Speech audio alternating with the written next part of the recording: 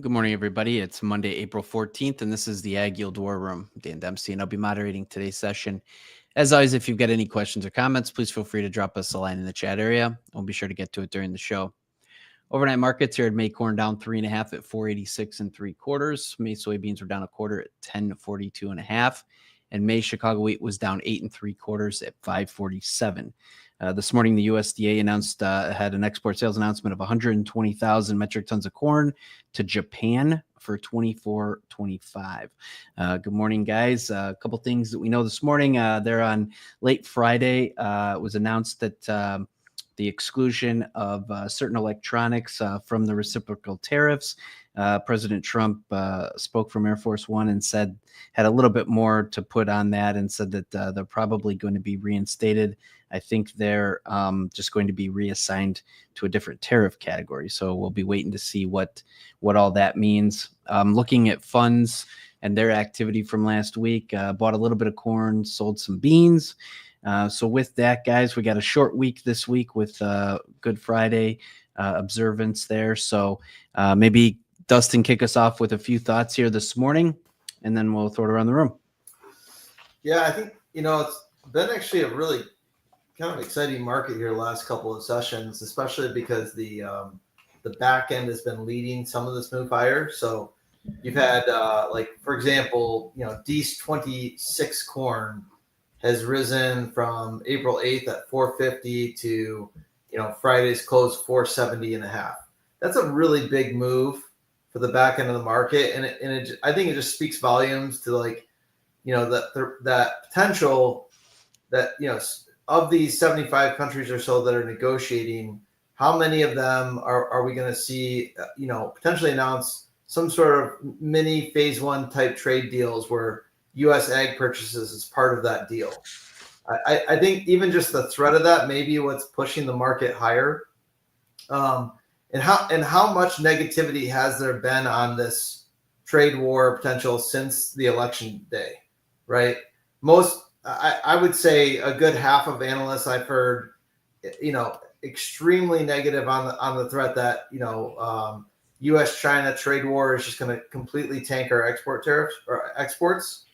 It could, and it still is a very good possibility that that's ultimately what happens. But there's also the other side of it too, which is there's someone that's actively trying to negotiate, export agreements and narrowing trade deficits. One of the lowest hanging fruits to do that is U.S. ag exports. And I don't think it's any coincidence that was the end result of the first trade war, is the phase one trade deal agreement, which centered around U.S. ag. And I wouldn't be surprised if that were to be the case on a bunch of mini deals as well. Yeah, yeah. Thailand, I mean, albeit they're a very small, been a very small importer, but I mean, we've got them written down for, I don't know, close to 2 million metric tons of corn this year, and there's talk that they may double it. So it's little things like this where they're coming to the table, and like you said, ag is a big piece of this. Ben, what's on your mind here this morning? Yeah, I don't think we should be surprised. A little setback this morning, 7 days up in a row, over a 40-cent rally. Felt pretty good, above all major moving averages in corn. Soybeans have gotten up this morning to their 200-day. Again, they're kind of flirting with that. So I think markets feel pretty good. Wouldn't rule out, a little more volatility and some setback after the run-up like we had. But it feels as though at least we're going to get some sort of seasonal rally, which, 10 days ago didn't feel like it was possible. So that's encouraging. Very good. I guess anything else, guys? We got NOPA's out tomorrow. Looking for like 197.6 is the estimate. So that'll be out there tomorrow. We'll take a look at that as well. Any other thoughts as we start the week? I mean, like I said, there's not much in the way of weekend news outside of what we've kind of already talked about. Jason? Weather looks good. Next 2 weeks. Getting better. Above normal temps, kind of above normal precip. So I imagine guys are going to be rolling pretty hard. That might roll back home. Yeah. I think guys have been itching for a little while. But I think this kind of warmer temps, guys will get rolling. I know a lot of guys, back home, Northern Illinois, started end of last week, or all through the weekend. I believe we started on our farm. I guess I haven't talked to my younger brother yet, but I know we were planning on it. That might help the market move a little higher too, right? Guys get busy, farmers get busy, and you put selling and delivering, on the back burner while you plant. So maybe just lack of farmer selling with some positive news can help prices too. So yeah, I was going to kind of add a comment similar to that, which was, we've traded in this called new crop corn 460 to 440. Poked up to 480 there for a little bit late Feb, but my opinion is it's been basically a sideways choppy market, and at levels kind of below break even, like not exciting. On the lower end of the range, as we've talked about a lot on the show, you've gotten into where crop insurance is kind of kicking in. You feel like you've got a good floor there. Then you got some farm bill stuff that's there or below that.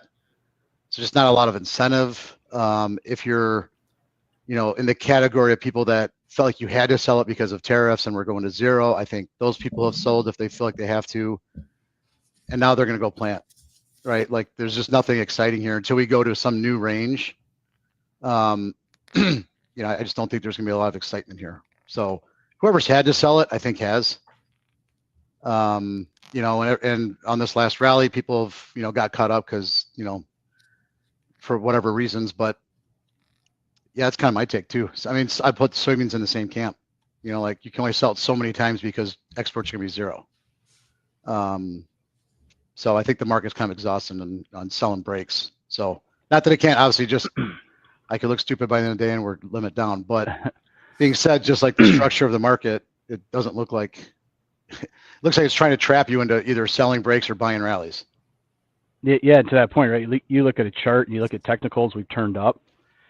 Right, so Ben talks about this a lot, right? Like gaps in the market, right? And I think you've mentioned this too. So if you sold what you wanted to on that first rally, we had the break, we found some support, and now there's kind of a gap in that price range where to incentivize that next level of selling, to your point, Justin, you might have to get back up to those recent highs, which when new crop corn would be 15, 20 cents higher than here. Yeah. I think it would be a year where it would be really easy to say, old crop and new crop might as well be different commodities at this point.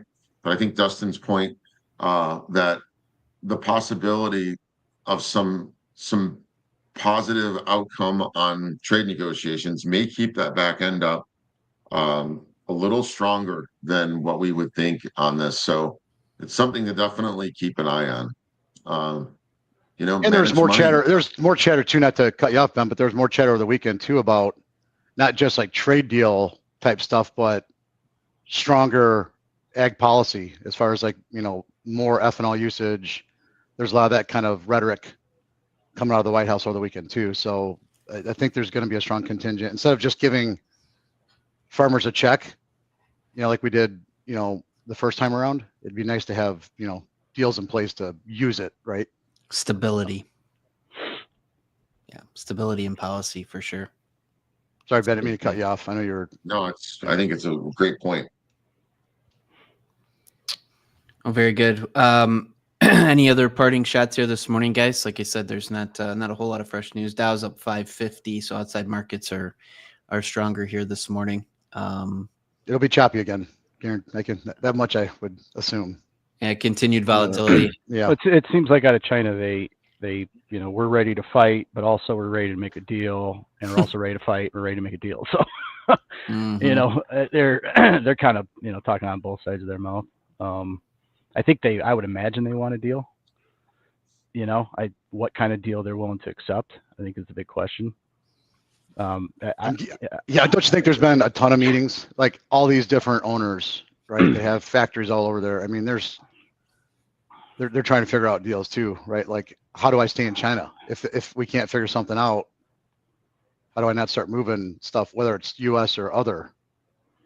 So I mean, there's a ton of risk on this, on both sides. So yeah, well, just 25% of their economy is an export business, right? An export model versus the U.S. is much smaller. So definitely the pain that they're feeling from these tariffs is going to be greater than than anybody else. We've got, go ahead, Jace. No, that was it. Okay. We got crop progress conditions will be out 3:00 this afternoon Central. So we'll take a look at that as well. Also, it's the 14th, so I believe you got to have your elections done tomorrow for your government programs. Is that right? April 15th. That's correct. So if you haven't gotten to FSA, run on down and get everything taken care of. You got one more day to go. And we're closed Friday, right? We are closed Friday. We open Sunday night. So enjoy yourself on Easter. Yeah. No, very good. We'll wrap then, guys, for this morning. Appreciate everybody that tunes in on a daily basis. If you wouldn't mind, throw us a like and certainly subscribe. Doesn't cost you anything to do so to keep you up to speed on everything that's going on with AgYield. So again, thanks to everybody that supports the show.